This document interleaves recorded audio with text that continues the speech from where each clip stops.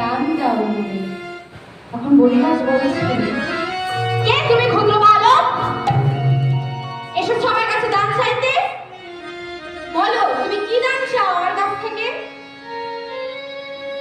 তখন ভগবান বলছেন, রাজন, আমি আপনার কাছে যে দান চাইবো আপনি যদি আমাকে সেই দান দেন, তবে এই সূর্যদেবকে প্রভাতকালে সাক্ষী রেখে ত্রিসপ্তবার অঙ্গীকার করে বলুন যে আমি আপনার কাছে যে দান চাই সেই দান আপনি আমাকে দেবেন দেবেন দেবেন।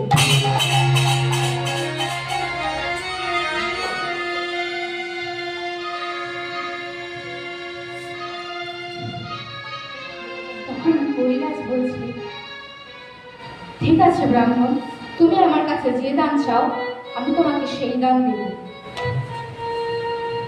তখন বলিরাজ তার চাকরকে বলছে, এই কে আছিস, এক্ষুনি গঙ্গা বাড়ি নিয়ে আয়। তখন বলিরাজে চাকররা করে তার জন্য গঙ্গা গাড়ু করে এনে দিল।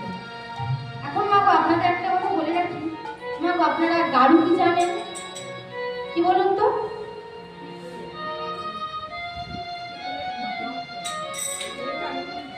প্রাচীনকালে দেখবেন ঋষিমুনিদের হাতে যে একটি ঘড়ি মতো থাকতো না, ওইটা আর ওতে করে বলিরাজের চাকর বাকরেরা বলিরাজের জন্য গঙ্গা বাড়ি অর্থাৎ গঙ্গা জল নিয়ে এসেছে, যাতে করে তিনি ত্রিসপ্তবার অঙ্গীকার করতে পারেন।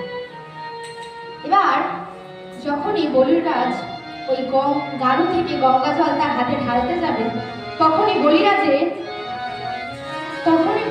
গুরুদেব এসে বলিরাজকে বলছেন, বলিরাজ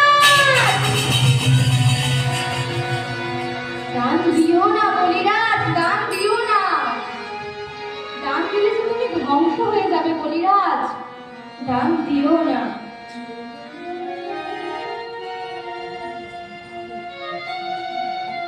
তখন বলিরাজ বলছে, গুরুদেব আমি আজ পর্যন্ত কাউকে কোনোদিনও ফেরাইনি, কেউ ফেরাবো না, আমার যা হবার তাই হবে। এবার গুরুদেব বুঝতে পারলেন যে বলিরাজকে এভাবে থামানো সম্ভব নয়,